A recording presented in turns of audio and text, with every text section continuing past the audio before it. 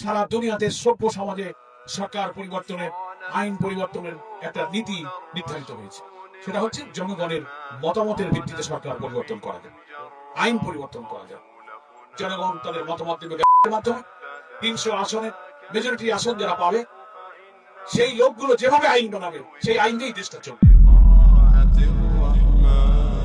আমাদের সংসদে 360টা মুক্তি আছে, এরা জীবন্ত মুক্তি। মিশরে ছিল একটা, কয়টা? আর এখানে 300-র উপরে। কতর উপরে? মক্কার খানায় কাবায় মুক্তি ছিল 360টা। সেই মুখ খাইতেও পারতো না, কোনো কথা বলতে পারতো না, বেগম বানাইতে পারতো না, এবং দেশের অর্থ টাকা পয়সা বিদেশে করতে পারতো না।